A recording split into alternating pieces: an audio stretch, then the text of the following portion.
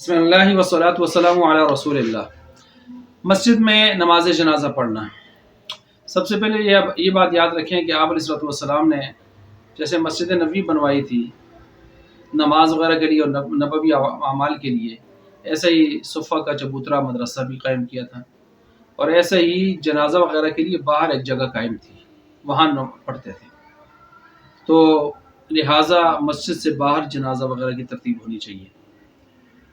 लेकिन इमरजेंसी हो, मसलन बारिश सख्त लगी हुई है, ठहरती नहीं है, कीचड़ है बहुत ज़्यादा, बाहर निजासत ही निजासत है, कोई पाक जगह नहीं मिल रही, तो ऐसी सूरत में तो फिर बिल्कुल मस्जिद के अंदर कोई भी सूरत हो जनाजा पढ़ने की, आदमी एहतराम के साथ अदब व एहतराम को मलूज़ रखते हुए पढ़ सकता है। ताहम कोशिश की जाए कि इंसान मस्जिद से बाहर कोई तरतीब हो, जहाँ तक उज़र ख़ास ना हो तो इंसान को ये सूरत अपनानी नहीं चाहिए। अब आम नॉर्मल हालात में अगर कोई आदमी मस्जिद में जनाजे की तरतीब कर रहा है तो वहाँ तीन सूरतें होंगी। पहली सूरत नाजायज़ की है कि मैयत और इमाम और मुक्तदी सब मस्जिद में खड़े हो जाएं, सब मस्जिद में हों, तो ये सूरत नाजायज़ की है।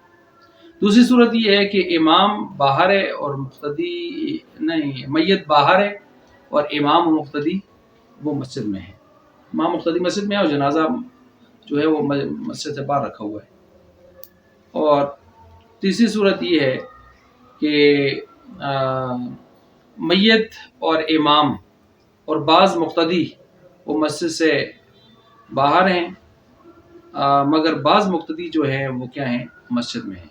यानी बाज़ मुक्तदी मस्जिद में खड़े हैं और मैयत इमाम और बाज़ मुक्तदी जो है बाकी जो मुक्तदी हैं वो मस्जिद से बाहर हैं।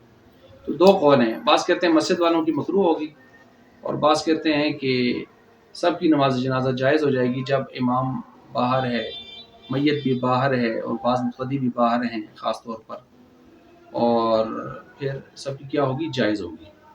बहरहाल ये तीन सूरतें बनती हैं, और ये नॉर्मल हालात की बात मैंने की है, वरना इमरजेंसी में तो जायज़ है कोई भी सूरत हो। अल्लाह तबारक व तआला समझने के अमल करने की तौफ़ीक़ अता फरमाए।